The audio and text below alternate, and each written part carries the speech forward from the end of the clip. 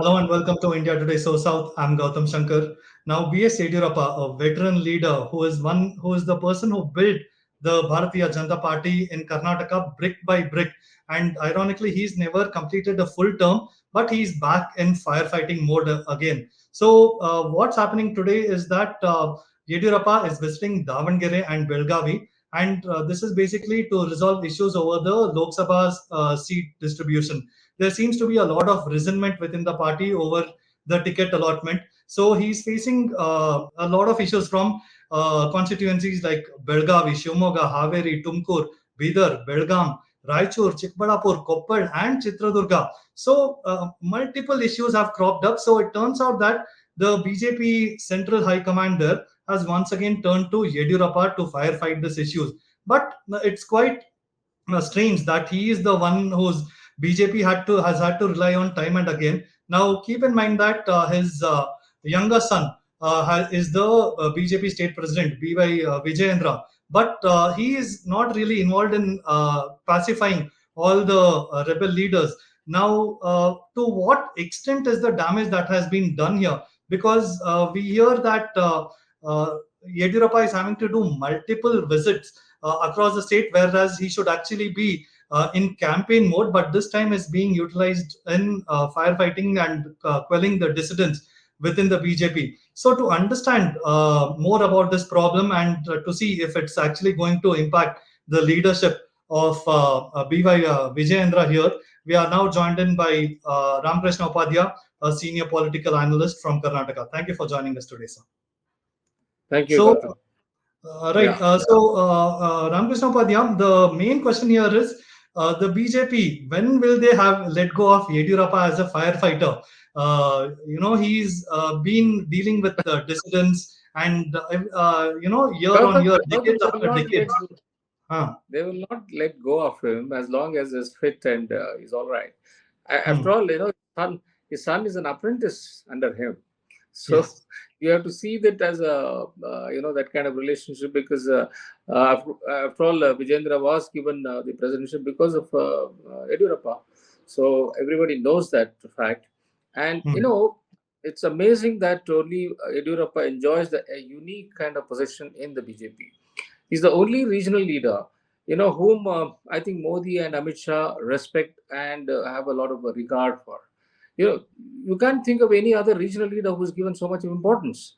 So, and looking at the way that the things have shaped up in Karnataka over the last couple of years, when he was removed as the chief minister and then Bommai became the chief minister and how they lost the elections, last year to the Congress in a very massive way made the central leaders realize that they need Yediyurappa.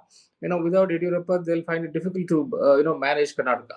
I think this is one state they haven't been able to find out how to crack the problems.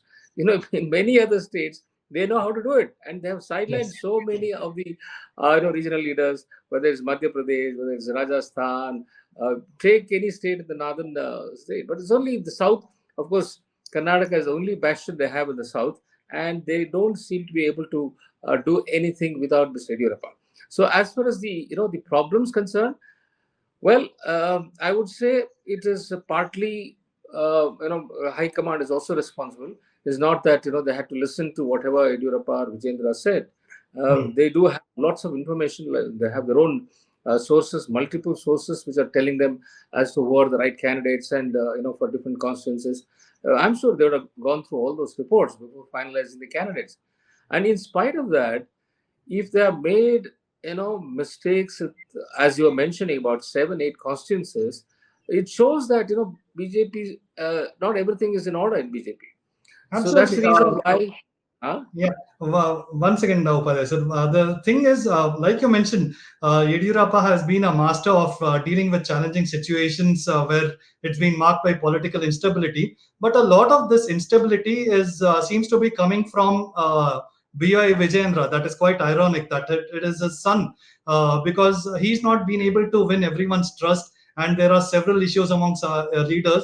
And his appointment has, first of all, not gone down well, and then the ticket distribution. So this is a unique problem which even Yediyurappa has not faced before, has he? No, you see, Vijayendra came through in a very unique kind of situation. I mean, he has overtaken so many seniors within the party, and this is a decision taken by the party high command.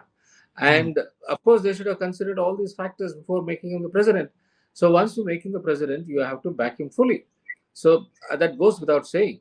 So I think the problem is not really of made by Vijayendra. It is the High Command and Mr. Yediyurappa who are responsible for the situation today. Because it's not it's not the stamp of Vijayendra on all the candidates. I think he was just one of the observers, or maybe he would have given his inputs. But the fact of the matter is, in BJP, if the final decision is taken by the troika of Hmm. Modi, Amit Shah, and JP Nadda. And if this the final list that has come out, I don't think that it has can't largely blame the state leaders here. So anyway, whatever has happened, and Europe is the one who is going and solving it. So look at the way they have gone about messing up things in constituencies where they need not have. Take for example Davangere. Where was the need? Siddheshwara was not considered good enough. I mean, they always talk about him being replaced. And why couldn't you give it to some younger leader, if you own the party, who was capable of winning? See, Correct. after all, in Karnataka, the situation is such that the candidates, the contribution is, let's say, 25%. 75% comes from Modi. So whoever has made the candidate, Hmm. see, Modi will be able to push them up. So that is the situation. That being the situation, they should have looked for a young leader from Davangere who has made some contribution. Yeah. I don't know whether it is Renuka Acharya, Ravindranath, whether they were the right kind of persons or not.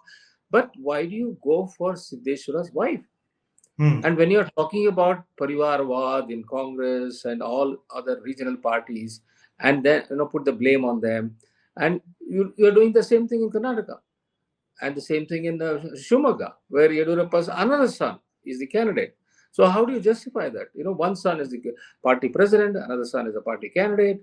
So these anomalies are there in Karnataka, which is also unique because of the influence that Yediyurappa wields in the party. So anyway, apart from that, I think they could have handled many other situations better. For Yeah. example, Belagavi.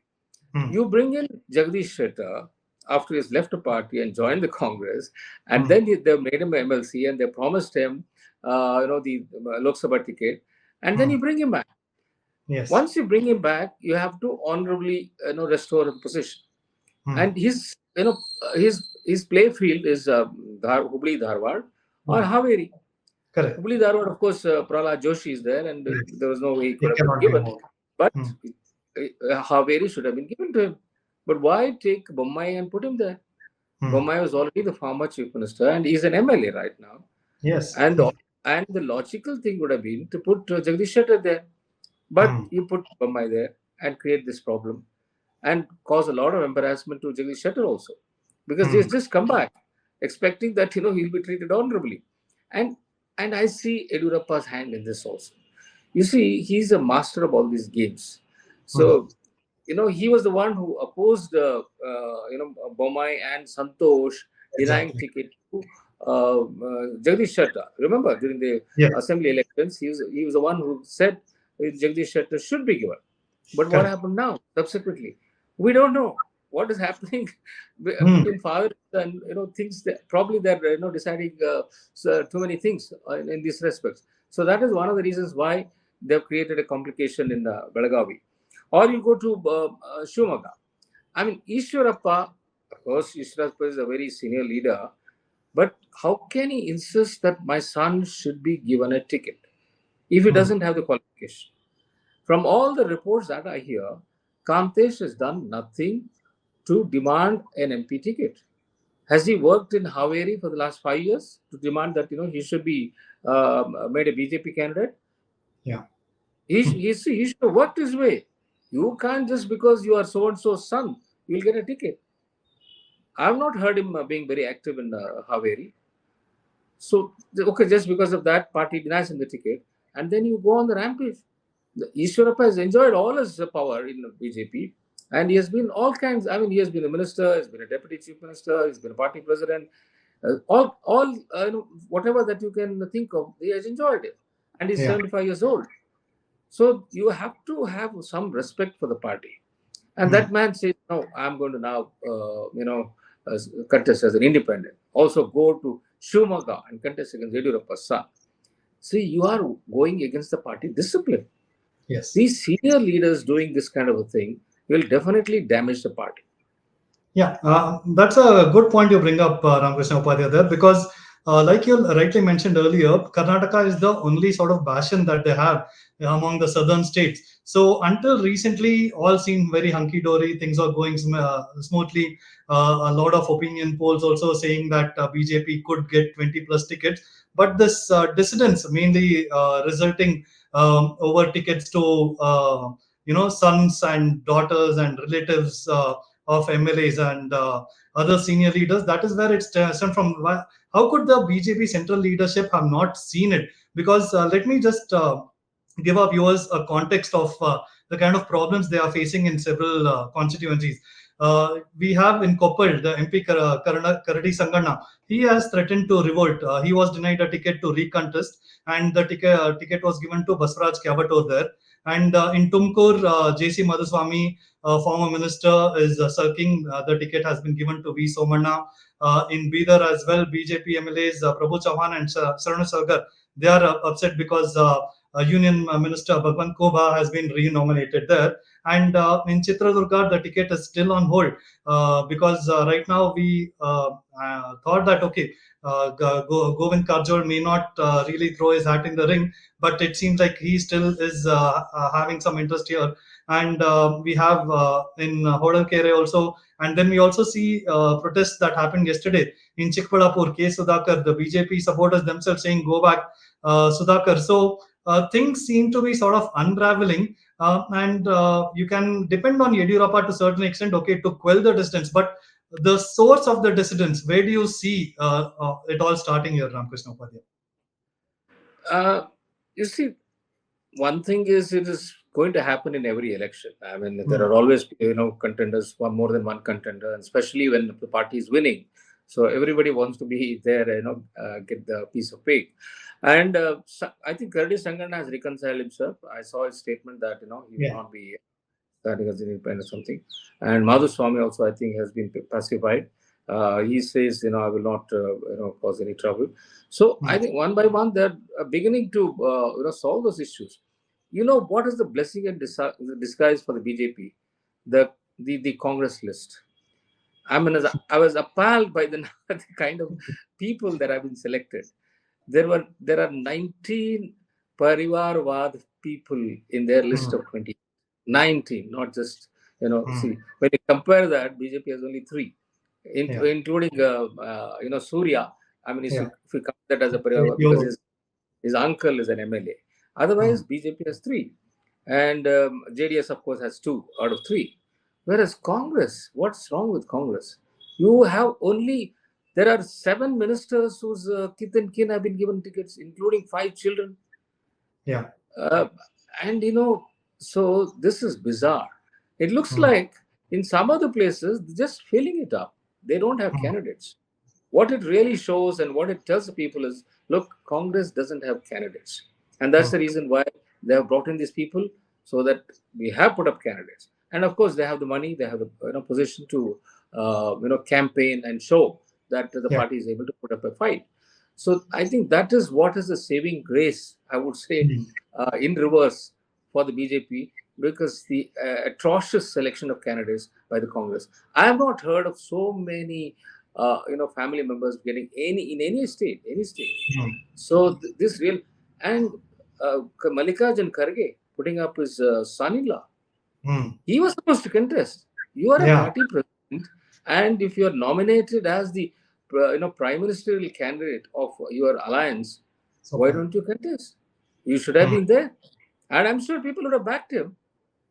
After all, he's a tall leader who has won 9 Lok Sabha elections, and I know until the last election, he was known as the Solilla the Saradara, which is a undefeated leader. You being the undefeated leader till 2019, how come you don't even have the guts to contest one election when you are the party president? Hmm. So that is very astonishing. that he's not able to make up his mind to contest. Yeah. So Yeah. that is where it shows that the Congress is completely on the back foot in Karnataka. I mean, despite whatever they say, whatever they might say, I know Yeah. that their own survey says that is what Sidramaya claims. We're winning 20 seats, and 85%, 90% people like our all the bhagyas that we are given. Are they going to convert into votes? I don't think they themselves are convinced. So That's where this being the case, Karnataka voters are very different, aren't they? They want yeah, Modi guarantee in the center, and they've got the state guarantees here. So that's where they were sort of differ. But also, like you said, there's a lot of problems with the ticket distribution in Congress itself, because sons and daughters and even son-in-laws have been given tickets because they also wanted to field ministers at some point. Who in the right mind would none of actually the give out ministers their were ready. ministership? Huh? None Yeah. of the ministers, finally showed up. Hmm. That that says something about the preparation of the party. That Hmm. says something about the confidence that they have in winning this election, isn't it? Yeah. I mean, Yeah. people see all this. People see all this. Hmm. And So also, that is the reason. Upadhyaya, who is Yeah. it a bigger test for here? Is it a litmus test for Sidramaya and DK Shivkumar to really show that their guarantees worked and they are going to pave the way, at least better their performance, which basically they ended up getting just one seat in the last election. It would be, would you see it as a bigger test for them or for Vijayendra, who has to really prove himself that he is the right man to Amit Shah and Modi by ensuring that if not bettering the numbers that they got in the last Lok Sabha election, at least a tally of 20 plus would go a long way. So, who do you see it as a big test here? No, the biggest test is this. I mean, obviously for the Congress, because Hmm. see, Vijayendra will piggy ride on Modi's popularity, and BJP is expected to get at least around 20 seats. Okay, so he will also take a little bit of credit. I mean, if that can be done at all. Whereas the Hmm. Congress, look at the way Siddaramaya and DK Shivakumar are going to look at these elections. You Yes. see, it is for them very, very important to show to the party high command that we can get the maximum number of seats. And Hmm. they have promised high command. See, internally, I believe they said we'll get at least 15 to 17 seats. This is Yeah. what they assured them. But they don't seem to be confident of it at all. Why is that? And between them, you see, both of them have to get as many seats as possible. If let's say Shivkumar loses out in the old Mysore area, especially now that Kumar Swamy has come to the open and is likely to contest from Mandya, so it's going to be a huge challenge for him. Hmm. Is he going to allow Kumar Swamy to win that seat? Hmm. If that happens, what happens to his standing among the Wakaligas? Hmm. Hmm. What happens to his claim that I should be given the chief ministership next?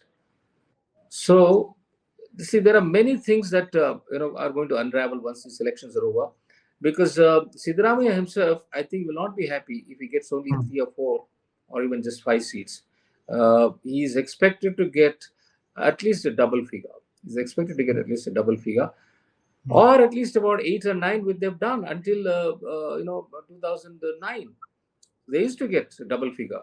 So only after that it's come down. Hmm. So if they don't do that, I think there is going to be trouble within the Congress, and it will start. I mean, look at the way some of the statements are already coming. That Gubi MLA saying that Yeah. it's a test for Siddaramaiah, and if he doesn't win big, then there will be trouble for him. So these voices are already out, and once the results come out, and I think these are going to escalate within the Congress. All right. Thank you so much for your analysis, Ramakrishna Upadhyaya there. Basically, spelling out that this could be a bigger test for Congress more than the BJP, where although the Saffron Party is facing a bit of dissidence, but they do have the veteran firefighter in Yediyurappa to still quell it and manage to make up for the distance here and basically push the BJP over the 20 seat mark and still maintain the passion of Karnataka. Thank you so much, Ramakrishna Upadhyaya, for joining us today. Thank you.